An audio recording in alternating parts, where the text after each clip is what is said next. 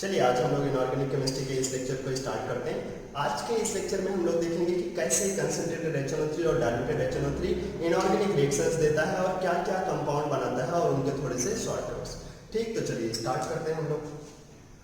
अगर हमारे पास oxalic acid हो H2C2O4 और उसकी रिएक्शन हम लोग करा दें कंसंट्रेटेड H2SO4 के साथ, तो ये बात सबको पता है कि यहाँ पे कंसंट्रेटेड H2SO4 डिहाइड्रेटिंग एजेंट जैसा काम करता है।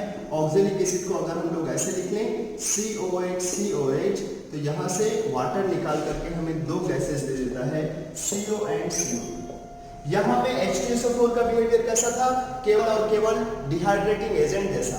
ऐसे तो वो अच्छा एसिड भी है और ऑक्सीडाइजिंग एजेंट भी है, लेकिन यहाँ पे इसका बिहेवियर केवल कैसा है?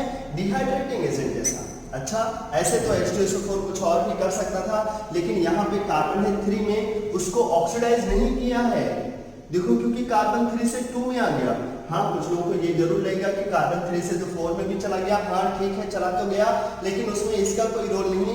इसने बस केवल वाटर निकाला है, CO2 और CO अपने आप बन गया। ये डिहाइड्रेटिंग एजेंट है, ये ऑक्सीडाइजिंग एजेंट जैसा काम नहीं कर रहा है। यहाँ अगर ऑक्सीडाइजिंग एजेंट जैसा काम करता तो कार्बन 3 से 2 में नहीं जाता। अच्छा, लेकिन अगर हम सेम ऑक्जेलिक एसिड को कंसंट्रेटेड HNO3 दे दें, अब क्या होगा? कंसंट्रेटेड HNO3 बहुत ही डेंजरस ऑक्सीडाइजिंग एजेंट है। वो क्या करेगा? वो कार्बन को छोड़ने वाला नहीं। यहाँ पे कार्बन कितने में है? 3 में। उसको ऑक्सीडाइज कर देगा। कहाँ पे? 4 में। कहाँ लेकर जाएगा? कार्बन 3 से 4 में जाएगा तो CO2 में जाना चाहेगा। तो इसके लिए मैकेनिज्म लिख लेते हैं। हमें पता है कि अगर कोई भी ऑक्सीडाइजिंग एजेंट हो और उसकी रिएक्शंस हमें सीखना है तो उसका ऑक्सीडाइजिंग एक्शन आना चाहिए। तो कंसंट्रेटेड HNO3 कैसे अपना ऑक्सीडाइजिंग एक्शन शो करता है? जाता है वाटर में, NO2 में प्लस नेसेंट ऑक्सीजन। कैसे इसको देखते हैं? यहाँ पे वाटर निकालना है तो 2 HNO3 लेकर जाना पड़ेगा। 2 नाइट्रोजन हो गए, यहाँ डबल कर दिए, अब ये हो गया बैलेंस। अब ऑक्जेलिक एसिड क्या करेगा? नेसेंट ऑक्सीजन उसके पास जाएगा और ऑक्जेलिक एसिड से पूछेगा, भाई तू ऑक्सीडाइज होगा क्या? ऑक्जेलिक एसिड क्या बोलेगा? हाँ, मैं तो अभी 3 में हूं और अगर तुम मेरे को ऑक्सीडाइज करोगे तो मैं 4 में जा सकता हूं, और तुम लोग जानते भी हैं कि तुम अच्छे ऑक्सीडाइजिंग एजेंट भी हो। तो नेसेंट ऑक्सीजन इसको ऑक्सीडाइज कर देगा। कहां चला जाएगा? देखो ध्यान से, ये H2 और O वाटर बना लेंगे और 2 CO2 मिल जाएगा। देखो, H2 और O वाटर में निकाल लेगा और C2O4 CO2 में कन्वर्ट हो जाएगा।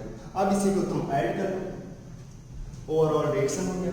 नेसेंट ऑक्सीजन कैंसिल हो गया और हमारे पास कंप्लीट रिएक्शन आ जाएगी। Oxalic acid H2C2O4 plus 2 times of concentrated HNO3, क्या मिल गया? 2 गंगा जल, 2 NO2 और 2 ही CO2 कार्बन डाइऑक्साइड, ये मिल जाएगा। NO2 भी गैस है, रेडिश ब्राउन कलर की पैरामैग्नेटिक गैस, और CO2 कलरलेस डायमैग्नेटिक गैस। दो गैसेस मिल जाएंगी। HNO3 ने क्या किया इसके साथ? ऑक्सीडाइजिंग एजेंट जैसा। क्या इसने इसके साथ डिहाइड्रेटिंग एजेंट जैसा काम किया? नहीं। कुछ लोग बोलेंगे यार वाटर तो निकाला तो डिहाइड्रेटिंग एजेंट जैसा काम नहीं हुआ। नहीं, क्योंकि कार्बन 3 से कहां गया? सारा का सारा कार्बन गया 4 में। एक भी कार्बन इधर उधर किसका नहीं, सारे कार्बन गए 4 में। HNO3 ने कैसा काम कर दिया? ऑक्सीडाइजिंग एजेंट जैसा। तो H2SO4 इसके साथ डिहाइड्रेटिंग एजेंट जैसा बिहेव करता है, लेकिन ये खूंखार ऑक्सीडाइजिंग एजेंट इस ऑक्जेलिक एसिड को छोड़ता नहीं। इसके साथ पूरा का पूरा ऑक्सीडाइजिंग एजेंट जैसा काम करता है और कहां लेकर जाता है? CO2। ये रिएक्शन रिडॉक्स रिएक्शन है, तो तुम इसको डायरेक्ट लिख करके भी बैलेंस कर सकते थे। बस तुम्हें ध्यान रखना होता कि ये HNO3 ऑक्सीडाइजिंग एजेंट है, कार्बन को ऑक्सीडाइज कर देगा कहां पे? 4 में लेकर चला जाएगा। कैसे कर लेते हैं? देखो, H2C2O4 plus concentrated HNO3 concentrated, क्या होगा? कार्बन चला जाएगा CO2 में। अगर HNO3 किसी को ऑक्सीडाइज करता है तो कहां चला जाता है? NO2 में प्लस गंगा जल। यहाँ पे 5 से 4 में 1 का चेंज, 3 से 4 में 1 का चेंज, 2 कार्बन के लिए 2 का चेंज। यहाँ पे लेकर आओगे 2, यहाँ पे लेकर आओगे 1, क्रॉस मल्टीप्लाई वाला खेल खेलोगे। 2 है नाइट्रोजन के सामने तो 2 NO2 लगा दोगे, 2 है कार्बन तो 2 CO2 उड़ा दोगे, और हाइड्रोजन 2 और 2 4 हो गए, तो पक्का गंगा जल तुम्हें कितना चाहिए 2, तभी 4 हाइड्रोजन हो गए, रिएक्शन हो गई बैलेंस। तुम इसको रिडॉक्स के तरीके से बैलेंस कर सकते थे। तो ये हो गया ऑक्जेलिक एसिड की कहानी, कैसे H2SO4 के साथ इसका रिएक्शन में कुछ और हो जाता है और HNO3 के साथ कुछ और। अगली रिएक्शन देखते हैं। ऑक्जेलिक एसिड हमें ध्यान रख लेना चाहिए, अक्सर ये आसान रिएक्शंस में काउंट किया जाता है और बहुत ही आराम से हमें काउंट करना है।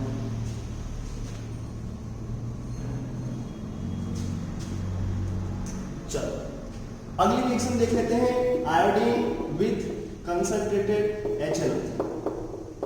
हमने देखा है HNO3 अच्छा ऑक्सीडाइजिंग एजेंट है और कैसे बिहेव करेगा, वही कंसंट्रेटेड HNO3 जाएगा, कहाँ जाएगा, वाटर में, और कहाँ, NO2 में, और कहाँ, नेसेंट ऑक्सीजन में। बैलेंसिंग की लड़ाई करते तो यहाँ आ जाता 2 और 2 नाइट्रोजन हो गए तो यहाँ करना पड़ता 2। अब नेसेंट ऑक्सीजन आयोडीन से ऑक्सीडाइज करने के लिए बोलेगा, क्या आयोडीन तो ऑक्सीडाइज होगा, और ये तो अच्छे ऑक्सीडाइजिंग एजेंट से हमें नेसेंट ऑक्सीजन मिला है, आयोडीन को ऑक्सीडाइज कर देता है एक्वस मीडियम में, पानी में, कहाँ, HiO3 में, पूरा आगे तक लेकर जाता है। हमने देखा है ये अच्छे ऑक्सीडाइजिंग एजेंट है, आयोडीन को -1 से 0 में नहीं लेकर आते, उल्टा -1 से 5 पे लेकर चले जाते थे। ऐसे यहाँ पर भी इसको 0 से ऑक्सीडाइज करता है तो 5 में, +5 पे लेकर चला जाता है। बैलेंसिंग चाहिए तो बैलेंस कर लेंगे। पहले तो देखो नेसेंट ऑक्सीजन कितने चाहिए, या आयोडीन देखो हमारे पास 2 है, चलो इधर डबल कर देते हैं, 2H हो गए, 2I हो गए, 2H 2I। नेसेंट ऑक्सीजन कितना चाहिए 6, एक तो पहले से ही है, एक तो पहले से ही है अपने पास, और कितना चाहिए नेसेंट ऑक्सीजन के 5। भाई यहाँ ऑक्सीजन कितना है 3 × 2 6, हमें कितना पहले से है इधर 1, ये तो 1 फिक्स हो गया क्योंकि हम यहाँ पे 1 ही लिखेंगे, 2 हाइड्रोजन चाहिए तो यहाँ पे 1 ही वाटर लेना पड़ेगा। बचे कितने ऑक्सीजन 5, तो 5 नेसेंट ऑक्सीजन। 5 नेसेंट ऑक्सीजन के लिए ऊपर क्या करना पड़ेगा 5 से मल्टीप्लाई, तो ये कितना हो जाएगा, ये बन जाएगा 10, ये 5, ये बन जाएगा 10। चलो अब क्या किया जाए, अब इनको ऐड कर लो, 5 नेसेंट ऑक्सीजन 5 नेसेंट ऑक्सीजन, ये दोनों कट आ गए, बचा क्या अपने पास I2 plus 10 times of concentrated HNO3। अच्छा अब देखो अगर तुम ध्यान से तो 5 वाटर है प्रोडक्ट में और 1 वाटर है रिएक्टेंट में, तो पक्का हमें 4 वाटर प्रोडक्ट में बना देना चाहिए, 4 water plus 10 times of reddish brown colour की paramagnetic gas plus 2 times of HiO3 iodic acid, ये मिल जाएगा। ये कंप्लीट रिएक्शन है। अक्सर अपने एग्जाम में पूछ लिया जाता है कि जब हम आयोडीन की रिएक्शन कराएंगे कंसंट्रेटेड HNO3 के साथ तो कितने का चेंज होगा उसके ऑक्सीडेशन नंबर में। 0 से कहां चला जाएगा आयोडीन, 0 से चला जाएगा 5 में। ये एक रिडॉक्स रिएक्शन है तो तुम डायरेक्ट भी बैलेंस कर सकते थे, यहाँ पे आयोडीन 0 में है वहां 5 में है, 5 का चेंज 2 आयोडीन के लिए 10 का चेंज, ये 5 में है, NO2 में नाइट्रोजन 4 में है, चेंज कितने का 1 का, 1 आ जाएगा इसके सामने, 10 इसके सामने और उसी के हिसाब से बैलेंस हो जाएगा। चलो तो आयोडीन के साथ भी हो गया। तो HNO3 की हमें लगभग इतनी रिएक्शंस देखना है जिसमें हम लोगों ने लास्ट के वीडियोस में कवर कर रखा है एल्यूमिनियम थर्माइट प्रोसेस भी, कि कुछ कंपाउंड के साथ HNO3 की बहुत डेंजरस रिएक्शन होनी चाहिए थी लेकिन बेचारा कर नहीं पाया था रिएक्शन। याद करने के लिए क्या बोलते थे आलू करे फिक्र कोई नहीं, और अच्छे से बोलते थे बेचारा आलू, या कुछ लोग उसको बेटा आलू करके भी बोल सकते हैं, बेचारा आलू करे फिक्र कोई नहीं, ऐसे करके याद रखते। ये लोग कंसंट्रेटेड HNO3 के पास जाते थे तो HNO3 कुछ कर नहीं पाता था, तो याद रखते थे concentrated HNO3 becomes passive when it comes with the contact of बेचारा आलू करे फिक्र कोई नहीं। कौन कौन थे ये, फिक्र मतलब ये टेंशन कोई नहीं मतलब समझा रहे थे भाई कोई टेंशन की बात नहीं है, नहीं करता रिएक्शन नहीं करने दो। ऐसे HNO3 बहुत अच्छा ऑक्सीडाइजिंग एजेंट था, इन लोगों से साथ रिएक्शन करना चाहिए था लेकिन रिएक्शन नहीं होता था, उसका राज भी हम लोगों ने देखा था। क्यों नहीं करते थे, due to the formation of protective layer of their metal oxides. Further reaction stop कर जाता है, कुछ माइक्रोसेकंड के लिए रिएक्शन हो पाता है बस, और उस रिएक्शन को हम लोग ऐसा मानते हैं कि रिएक्शन हुआ ही नहीं। चलो ये तो कहानी हो गई कंसंट्रेटेड HNO3 की। अब आते हैं डाइल्यूटेड HNO3 के लिए। अब थोड़ा सा चीज ध्यान रखना, हमने देखा है कि जो कंसंट्रेटेड H2SO4 है ये तो ऑक्सीडाइजिंग एजेंट है, ये ऑक्सीडाइजिंग एजेंट जैसा काम करता है, रिएक्शंस भी सीखा इसका खूब, लेकिन अगर हमारे पास डाइल्यूटेड H2SO4 हो तो ये does not act as oxidising agent, even ये केवल एसिड जैसा काम करता है, डिहाइड्रेटिंग एजेंट जैसा भी काम नहीं करता डाइल्यूटेड H2SO4। क्यों भाई डाइल्यूटेड है तो कहां करेगा, डाइल्यूटेड है मतलब पानी ठूस रखा है पहले से ही, तो क्या कहीं से पानी निकालना चाहेगा, नहीं, तो ये डिहाइड्रेटिंग एजेंट भी नहीं। अच्छा, तो लेकिन कंसंट्रेटेड HNO3 क्या है, बहुत अच्छा ऑक्सीडाइजिंग एजेंट। तो जब तुम उसमें पानी मिलाते जाओ ना तो वो क्या करता है, जब उसमें पानी मिलाते जाए तो ये पानी मिलाने के बाद हो जाता है डाइल्यूटेड, और डाइल्यूटेड होने पर भी ये ऑक्सीडाइजिंग एजेंट जैसा काम करता है, लेकिन वीक हो जाता है। इसी वजह से इसकी रिएक्शंस हम लोग पढ़ रहे होंगे ना, तो कहीं कहीं पे जा करके ये बेचारा अपना रिएक्शन चेंज कर देगा, अपना बिहेवियर चेंज कर देगा। जैसे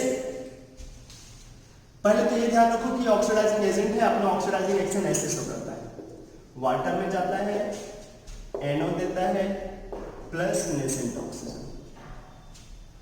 बैलेंस किया जाए, H2O है डबल कर दो, नाइट्रोजन 2 हो गए डबल कर दो, बैलेंस करने में देखो ऑक्सीजन इधर हो गए हमारे पास 3 × 2 6, यहां पे ऑक्सीजन 2 और 1 3, तो 3 और चाहिए होगा, ये हो गया इसका ऑक्सीडाइजिंग बिहेवियर। ध्यान रखें डाइल्यूटेड HNO3 कहां जाता है, water, NO plus nascent oxygen, लेकिन सबके साथ ऐसा नहीं होता, कहीं कहीं इसका प्रॉब्लम भी आ जाता है, वो हम लोग सीखेंगे। पहले वो देख लेते हैं जहां पे कोई प्रॉब्लम नहीं होता, जैसे first copper with diluted HNO3, बहुत ही इंपॉर्टेंट ये सब रिएक्शंस हैं। कॉपर विद डाइल्यूटेड HNO3, जी हाँ, डाइल्यूटेड HNO3 कॉपर बोलेगा देख भाई अगर तो केवल एसिड है जैसे डाइल्यूटेड H2SO4 तो मेरे सामने से चले जाओ, मैं तुम्हें देखना नहीं चाहता, मैं तुमसे रिएक्शन नहीं करना चाहता, मैं हाइड्रोजन से नीचे हूँ, मेरी रिएक्टिविटी बहुत कम है, मैं बिल्कुल रिएक्शन नहीं कर सकता, साफ साफ जाओ तुम। लेकिन डाइल्यूटेड HNO3 बोलेगा नहीं नहीं ऐसी बात नहीं है, मैं ऑक्सीडाइजिंग एजेंट हूँ। तो बोलेगा अच्छा ऐसी बात है तो दिखाओ अपनी औकात, बताओ कैसे तुम ऑक्सीडाइजिंग एजेंट जैसा काम कर सकते। तो डाइल्यूटेड HNO3 जाएगा कहाँ, वाटर में, और कहाँ, NO में, और कहाँ, नेसेंट ऑक्सीजन में। H2O चाहिए, 2 हाइड्रोजन चाहिए होगा, डबल करेंगे, नाइट्रोजन डबल हो जाएगा और नेसेंट ऑक्सीजन 3। अच्छा, अब वो नेसेंट ऑक्सीजन लेकर कॉपर कहाँ जाएगा, मेटल, नेसेंट ऑक्सीजन लेकर चले जाते हैं मेटल ऑक्साइड्स में। Metal oxides are basic in nature, लेकिन ध्यान देना नेसेंट ऑक्सीजन कितने हैं, 3, तो 3 कॉपर लेकर के 3CO बना ले। अब जो CO है वो कैसा है, मेटल का oxide basic in nature, acid से रिएक्शन कर जाएगा, क्या बना लेगा, salt CuNO3 whole twice plus, balancing के चक्कर में अगर हम पढ़े तो यहाँ पे एक CuO के लिए 2 HNO3 चाहिए होगा, क्योंकि CuNO3 होल ट्वाइस चाहिए, H2O निकल जाएगा, लेकिन हमारे पास CO कितने हैं, 3, तो 3 से मल्टीप्लाई करना होगा, ये 3 हो जाएगा, ये हो जाएगा 6, ये हो जाएगा 3, ये हो जाएगा 3, कितने हो जाएंगे 3 और 6, बस काटाकुटी मचाओ, 3CO गए, 3 नेसेंट ऑक्सीजन 3 नेसेंट ऑक्सीजन ये भी गए, ऐड कर लिया जा सकता भाई, 3 कॉपर होंगे, HNO3 देख रहे हैं, 2 डाइल्यूटेड HNO3 ऐसा है जो ऑक्सीडाइजिंग एजेंट जैसा काम कर रहा है, खुद रिड्यूस हुआ, लेकिन 6 HNO3 ऐसे हैं जो केवल एसिड बेस में पार्टिसिपेट कर रहे हैं, क्योंकि metal oxides are basic in nature और उनके साथ एसिड की रिएक्शन चल रही है, केवल एसिड बेस। अच्छा, तो 6 और ये 2 कितने हो गए डाइल्यूटेड HNO3, 8, प्रोडक्ट में हमारे पास 3 कॉपर नाइट्रेट और भाई गंगा जल मिलेगा 4, 4 वाटर प्लस NO2, NO2 नहीं, NO 2 NO गैस मिल जाएगा। NO के बारे में हम लोग जानते हैं 3 इलेक्ट्रॉन बॉन्ड कंटेन करने वाला दुनिया का एक ही अकेला मॉलिक्यूल है ये, जिसके पास एक बॉन्ड में 3 इलेक्ट्रॉन आ जाते हैं। बॉन्ड अगर 2.5 है जो अपने शॉर्टकट से हम लोगों ने देख रखा है, 15 इलेक्ट्रॉन है इसके पास, ऑड इलेक्ट्रॉन मॉलिक्यूल है, अगर तुम इसको लिक्विफाई करोगे तो डाइमराइज हो जाएगा। और सबसे राज की बात क्या है कि ये पैरामैग्नेटिक होने के साथ साथ अक्सर पैरामैग्नेटिक कंपाउंड कलर्ड होते हैं, लेकिन कौन कौन है जो पैरामैग्नेटिक होने के बाद भी कलर्ड नहीं हो पाते, थोड़ा कमेंट करके बोलना, हमें भी पता चले तुम देख रहे थे। कौन कौन पैरामैग्नेटिक गैसेस हैं जो पैरामैग्नेटिक तो है, अक्सर पैरामैग्नेटिक कंपाउंड कलर्ड होते हैं, लेकिन कौन सी पैरामैग्नेटिक कंपाउंड है जो पैरामैग्नेटिक होने के बावजूद भी कलर्ड नहीं, कलरलेस है। अच्छा, ये तो हो गया कॉपर का रिएक्शन डाइल्यूटेड HNO3 से। कुछ यहाँ पे अलग तरीके का जादू देखने को मिला नहीं, वही हुआ जो अक्सर ऑक्सीडाइजिंग एक्शन में होता था कि हम रट लेते थे कि कैसे अपना ऑक्सीडाइजिंग एक्शन शो करेगा और क्या बनाएगा। तो यहाँ पे क्या मिला कि कॉपर के साथ जैसे रिएक्शन कराया वैसे ही सिल्वर के साथ भी होता है। Silver with diluted HNO3 same to same. Silver कहाँ चला जाएगा? AgNO3 में। मैकेनिज्म लिख लेते हैं हम लोग जल्दी से। डाइल्यूटेड HNO3 जाएगा कहाँ? वाटर में प्लस NO2 में प्लस नेसेंट ऑक्सीजन। बैलेंसिंग की लड़ाई करोगे, यहाँ लिखना पड़ेगा 2, यहाँ पे लिखना पड़ेगा 2, यहाँ पे लिखना पड़ेगा 3। अब जो सिल्वर है वो नेसेंट ऑक्सीजन से रिएक्शन करके कहाँ चला जाएगा? सिल्वर ऑक्साइड में। हमें पता है सिल्वर ऑक्साइड Ag+1 में रहता है, तो उसका ऑक्साइड क्या बनेगा? Ag2O। गंदा सा काला कलर का ये ऑक्साइड है Ag2। उसके लिए 2 सिल्वर चाहिए होंगे। अच्छा, लेकिन नेसेंट ऑक्सीजन कितना है? 3। यहाँ पे तो एक ही यूज हुआ, तो हमें 3 से मल्टीप्लाई करना होगा। ये हो जाएगा 6, ये हो जाएगा 3, ये हो जाएगा 3। अब सिल्वर ऑक्साइड मेटल का ऑक्साइड है, बेसिक इन नेचर, क्या करेगा? एसिड से रिएक्शन। एसिड मिले बेस मिले रिएक्शन ना हो, ऐसा हो नहीं सकता। एसिड बेस रिएक्शन करेंगे तो सिल्वर का नाइट्रेट बन जाएगा, सिल्वर +1 का नाइट्रेट प्लस गंगा जल, सॉल्ट वाटर, जिसको हम लोग लोनार कास्टिक भी बोल देते थे, सिल्वर नाइट्रेट बन जाएगा। अच्छा, अब क्या किया जाए? 2 सिल्वर है तो ये 2 हो जाएगा, उसके लिए 2 HNO3 चाहिए होंगे। 2H और A को क्या चल जाएगा? वाटर। लेकिन ये तो हुआ एक Ag2O के लिए। कितने Ag2O हैं? 3, तो 3 से मल्टीप्लाई करना होगा। ये हो जाएगा 6, ये भी हो जाएगा 6 और यहाँ आ जाएगा 3। ये अब इनके हाथ पैर ऐड कर लिए जाए। 3 nascent oxygen, 3 nascent oxygen, 3 Ag2O, 3 Ag2O, 6 silver, 6 और 2 8 डाइल्यूटेड HNO3। प्रोडक्ट में क्या मिलेगा? 6 AgNO3 सिल्वर नाइट्रेट प्लस वही 4 गंगा जल प्लस रेडिश ब्राउन कलर की पैरामैग्नेटिक गैस। NO2 नहीं मिलेगा, यहाँ क्या लिख दिया है? हे भगवान, NO माफ किया जाए इसके लिए मुझे। यहाँ पे क्या मिलता? NO। डाइल्यूटेड HNO3 की रिएक्शन में जब भी वो जाएगा तो NO में, NO2 नहीं। NO2 तो इसका बाप देता है। कंसंट्रेटेड HNO3 होना चाहिए उसके लिए, डाइल्यूटेड नहीं। चलो, तो सिल्वर भी कहाँ चला गया? सिल्वर नाइट्रेट में, और हमें क्या दे दिया? NO। मरकरी के लिए देख लेते हैं। मरकरी से थोड़ा थोड़ा डिफरेंस आना शुरू हो जाता है। ऐसे डाइल्यूटेड HNO3 में बहुत सारे एक्सेप्शंस हैं, आज हम लोग सारे कवर नहीं करने वाले, लेकिन याद रखें ये बहुत ही इंपॉर्टेंट रिएक्शंस हैं डाइल्यूटेड HNO3 की। बहुत सारा प्रॉब्लम है यहाँ, कभी कभी कुछ और गैस निकल जाता है। चलो, क्या किया जाए फिर? मरकरी वाली देख लिया जाए। कॉपर, सिल्वर, मरकरी, इन तीनों को तो हमेशा से ही एक साथ रख करके आए हैं हम लोग, तो और रख लेते हैं। मरकरी भैया चल तू भी रिएक्शन कर। डाइल्यूटेड HNO3 के साथ क्या करेगा? बोलेगा डाइल्यूटेड HNO3। ये बोलेगा देख भाई अगर तू एसिड है तो भाग जा। वो बोलेगा नहीं मैं ऑक्सीडाइजिंग एजेंट हूं, तो बोलेगा दिखा अपना दिल। डाइल्यूटेड है, कहाँ जाएगा? गंगा जल में प्लस NO में प्लस नेसेंट ऑक्सीजन में। बैलेंसिंग करोगे तो बैलेंसिंग में आ जाएगा ऐसा। अब क्या होगा? जो मरकरी है नेसेंट ऑक्सीजन खा के कहाँ जाना चाहेगा? अब ध्यान रखना, यहाँ पे डाइल्यूटेड HNO3 थोड़ा वीक ऑक्सीडाइजिंग एजेंट होता है, इसी वजह से मरकरी यहाँ पे मर्क्यूरिक में नहीं जाता। ऐसे भी मरकरी का ऑक्सीडाइज होना टफ होता है क्योंकि मरकरी तो बहुत नीचे आ जाता है, तो ये खुद ऑक्सीडाइज नहीं होना चाहता और जाता भी है इस डाइल्यूटेड HNO3 के साथ तो मर्क्यूरस में जाता है। Hg2 मर्क्यूरस क्या है? Hg2 मर्क्यूरस ऑक्साइड में जाता है, उसके लिए 2 मरकरी चाहिए होंगे, बिल्कुल वैसे जैसे सिल्वर के साथ Ag2O बनता था, यहाँ पे Hg2। क्यों मर्क्यूरस में जा रहा है? क्योंकि ये थोड़ा वीक ऑक्सीडाइजिंग एजेंट है। अच्छा, मर्क्यूरस बन गया। अब 3 नेसेंट ऑक्सीजन मिले तो तुम्हें 3 से मल्टीप्लाई करना पड़ेगा, ये 6 हो जाएगा, ये 3। Metal oxides basic in nature, तो वो क्या करेंगे? एसिड से रिएक्शन करते हैं, कहाँ चले जाएंगे? मर्क्यूरस के नाइट्रेट में, Hg2NO3 whole twice plus balance किया जाए, जी हाँ। कैसे? डबल फिलर्स में H2O निकल जाएगा। लेकिन हमारे पास Hg2O कितने हैं?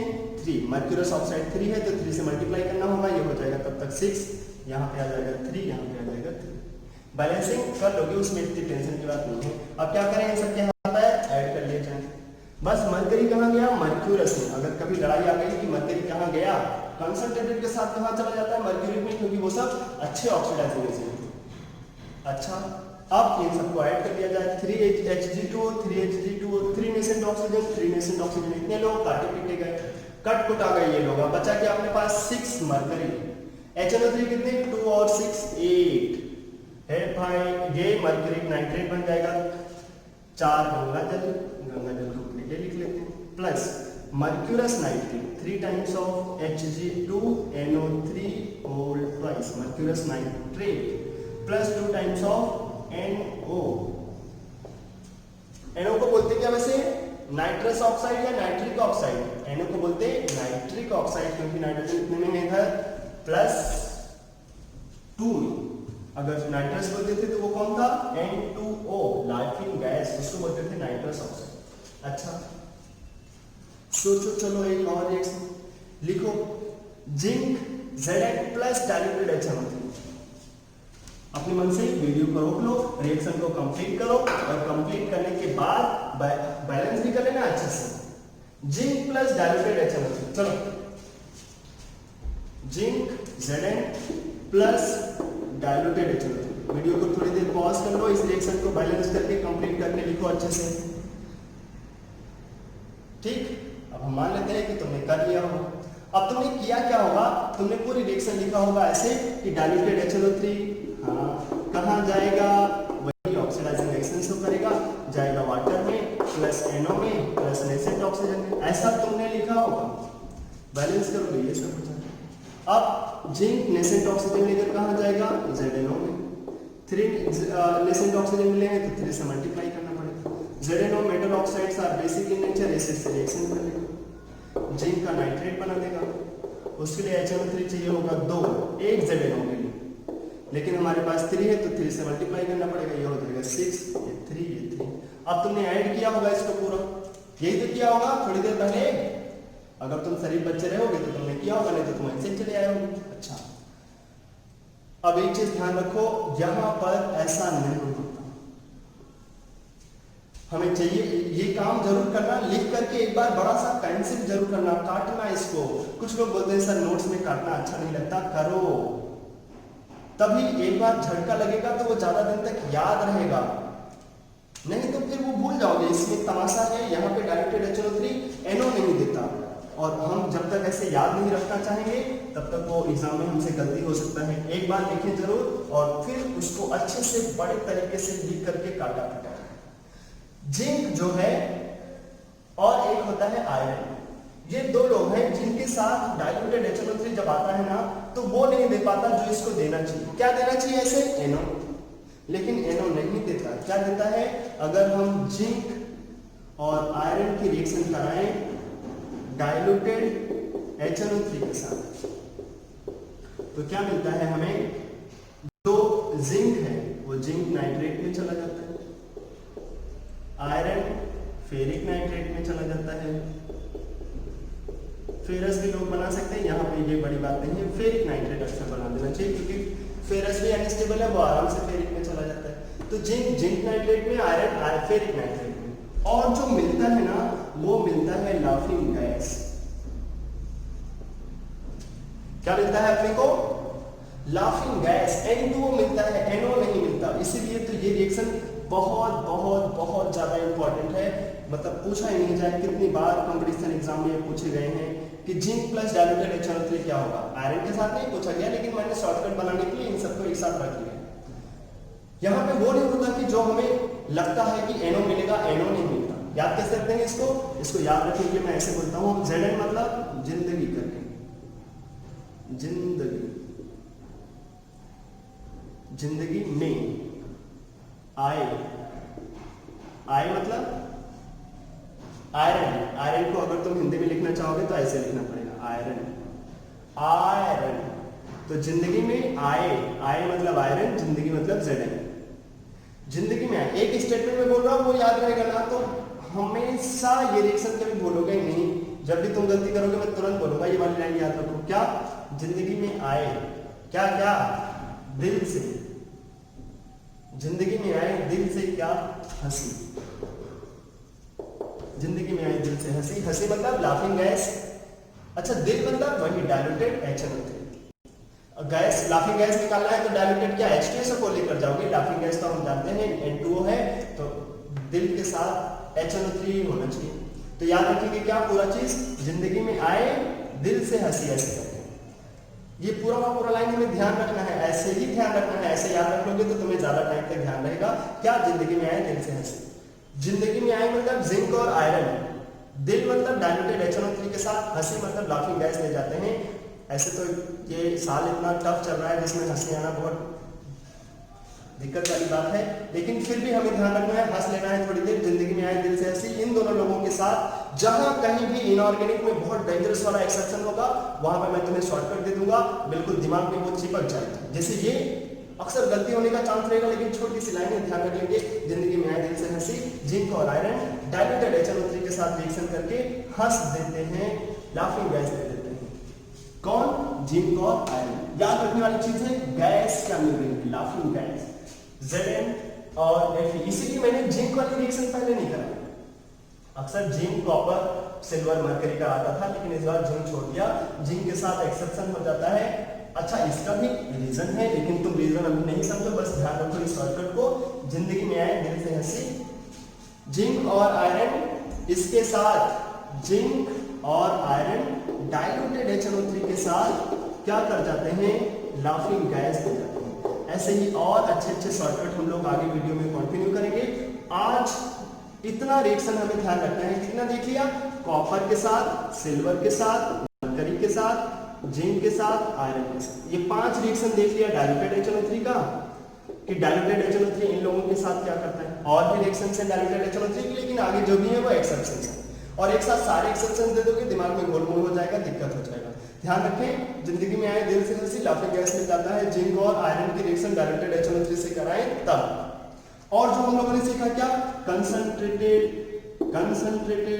HNO3, इसकी रिएक्शन सीखा किसके साथ? ऑक्सैलिक एसिड के साथ, H2C2O4 और आयोडीन के साथ। आयोडीन के साथ कहां गया ये? HiO3। खुद तो NO2 में जाता है, उसके साथ कोई एक्सेप्शन ही नहीं है, वो हमें ध्यान रखना है। ठीक, ये अच्छे से ये चीजें ध्यान में रखना है, अच्छे से नोट बना के रखना है। ठीक, आज के इस वीडियो में हम लोग इतना ही रखते हैं। अच्छे से केमिस्ट्री पढ़ते रहना है, मजेदार, जो जहां जहां शॉर्टकट मिले खा जाना है। तो शॉर्टकट अपने को एग्जाम में बहुत जल्दी रिस्पॉन्स देने में टाइम देगा, टाइम सेव करेगा अपना। हाँ, अगर एग्जाम में पूछ लिया जिंक डाइल्यूटेड HNO3 से रिएक्शन किया कौन सी गैस में, हंस देंगे हम, जिंदगी में आए दिल से हंसी, लाफिंग गैस मिल जाएगा। और नहीं तो तुम इसका एक्सप्लेनेशन और ढूंढते रहोगे, और इनऑर्गेनिक केमिस्ट्री में टॉर्च लेकर भी ढूंढने से हमें ये सब बहुत मुश्किल से ही मिलता है। और जब तक समझ में आएगा ना, टाइम बहुत ज्यादा निकल जाएगा। इसलिए शॉर्टकट्स अगर मिल रहे हैं तो हमें उनको ध्यान रखना ही चाहिए। और कंपटीशन वाले बच्चे अच्छे से जहाँ पे कॉन्सेप्ट होगा वहां भी समझते हैं, और जहाँ शॉर्टकट मिले उसको भी अच्छे से दिल लगा के समझ लेते हैं। ध्यान रखेंगे। आज के इस वीडियो में इतना ही। जिंदगी में आए दिल से हंसी, रखते हैं इतना ही। बाय।